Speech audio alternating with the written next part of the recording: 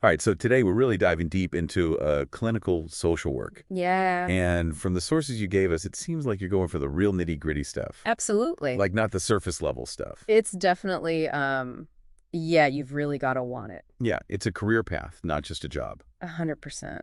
When you're talking about clinical social work, that's something you go into with your head and your heart, wouldn't you say? It really is. You really have to want to make a difference in people's lives. Yeah. And it's not always easy. Um, it can be emotionally draining, and you really need to be resilient, Yeah, for sure. empathetic, have a sharp intellect. So before we get into all that, what does clinical social work even mean? So at its core, clinical social work is really about empowering people, whether it's individuals or families or even communities, to get over challenges and improve their well-being. Okay. And that well-being has a lot of layers to it. Yeah. It's mental health, emotional health, social support systems, healthcare, social services. So more than therapy then? Yeah, it's definitely more than therapy. I mean, therapy is a big part of it. Right.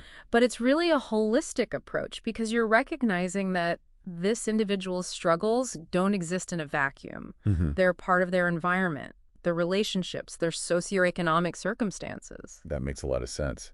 And speaking of interconnectedness, we have this RoleCatcher guide Yeah. that really stresses the importance of social perceptiveness. Mm-hmm. It's like being a detective of human behavior is just as important as any degree. Yeah. What do you think about that? I think it's fascinating Yeah. because you can't learn everything from a textbook. Exactly. For example, let's say you're dealing with a child who's withdrawn and not really communicating verbally. Right.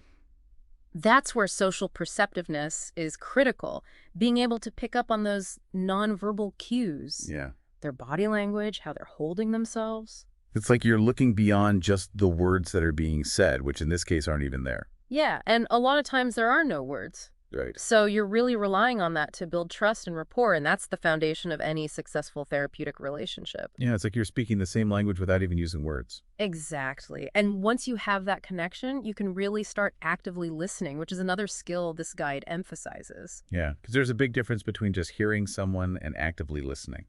Huge difference. Active listening is about being completely present in the moment, absorbing not just their words, but their tone, their body language, their silences. Wow.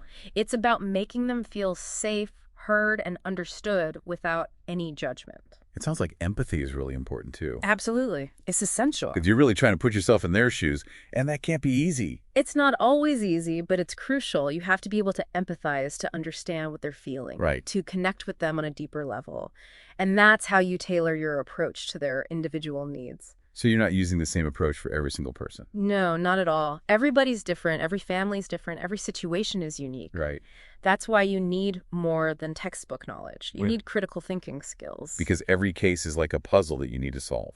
Exactly. You have to look at all the pieces, Mm. analyze the situation, and figure out the best way to help them overcome the challenges they're facing. So it's like you said before, it's all interconnected. It really is. You're not just treating the symptoms, you're trying to get to the root of the problem and empower them to create positive change. Yeah, you're really trying to empower them to take control of their own lives. Exactly. Yeah. And that's where having a good understanding of different therapeutic approaches is so important. Right, because there's no one-size-fits-all solution. No, definitely not. Clinical social workers use a variety of evidence-based therapies depending on the client's needs. So like, what are some examples? Well, one that's commonly used is cognitive behavioral therapy, or CBT. Oh, yeah, I've heard of that. It's really effective for anxiety and depression because it helps people identify and change those negative thought patterns and behaviors. So they're basically rewiring their thinking. Yeah, it's kind of like that. And then there's dialectical behavior therapy, or DBT. DBT. That's often used for people who have difficulty managing their emotions or relationships. Okay.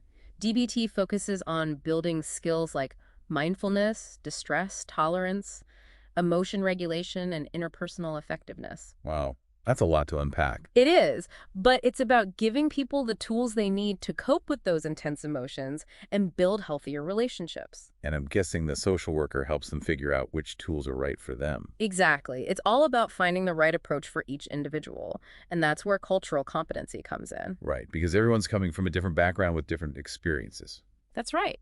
A good clinical social worker understands that cultural factors play a huge role in a person's worldview, their beliefs about mental health, even their communication style. So you have to be sensitive to those differences. Absolutely. It's about respecting their perspective and being willing to learn from them. It sounds like you need a lot of patience in this line of work. Definitely, patience is key. But, Yeah. you mentioned earlier how demanding this work can be. Yeah. And one of the biggest challenges is compassion fatigue. Compassion fatigue. It's like when you're so busy caring for others that you forget to care for yourself. You get burnt out. Exactly. You pour so much of yourself into your work that you're left feeling depleted and emotionally exhausted. And that's not good for you or your clients. No, it's not. That's why self-care is so important in this field. So what are some things you can do to prevent burnout? Well, setting boundaries is crucial. You need to be able to separate your work life from your personal life. That makes sense. And it's also important to have a good support system, whether it's colleagues, friends, family, or therapist. Because you need someone to talk to who understands what you're going through. Exactly. They can offer support guidance and a listening ear. And I'm guessing taking breaks is important too. Oh, absolutely. Hmm. You need time to recharge and do things you enjoy. Right, because you can't pour from an empty cup. Exactly. And even though self-care is essential, it can still be a challenge, especially when you're working within systems that are often understaffed and overwhelmed. Right, because it's not just about the individual client. You're also dealing with these larger systemic issues. Exactly. And sometimes it can feel like you're fighting an uphill battle. Like you're trying to help people navigate a system that's not always designed to help them. That's unfortunately true sometimes. But that's also where the passion for social justice comes in. Right, because you're not just trying to put Band-Aids on problems, you're trying to fix the system itself. Exactly. You're advocating for policy changes that address the root causes of these problems. So it's about empowering not just individuals, but communities as well. It's about creating lasting change that benefits everyone. It's inspiring to see people who are so dedicated to making the world a better place. Yeah, it's amazing. And for anyone who's feeling inspired by this conversation, this RoleCatcher guide you shared seems like a great starting point. Definitely. I think it's really helpful how it breaks down all the different paths you can take within clinical social work. Because it's not just one straight line. Right, exactly. There are so many different directions you can go in. So many options. So let's say someone is really drawn to working with kids and families. What kind of specialties would that lead to? Well, they could go into school social work, Okay. where they're advocating for students' well-being within the school system. Right, making sure they have the support they need, both academically and emotionally. Exactly. Or they could focus on family therapy, Okay. helping families communicate better, resolve conflicts, build stronger relationships. So many possibilities. Yeah. What if someone is really passionate about substance abuse? That's a huge field. Yeah. They could specialize in addiction counseling, Okay. providing therapy, connecting clients with resources like detox and recovery programs, Oh, that's so important. and also working to reduce the stigma around addiction. Because that stigma can be a huge barrier for people seeking help. Definitely. It prevents people from getting the help they need. Wow, there's so much you can do within this field. It's amazing. It really is. And it's not just about the specialization, it's about where you choose to work, too. Right, because you don't have to go into private practice. Exactly. Clinical social workers are in such high demand, they can work pretty much anywhere.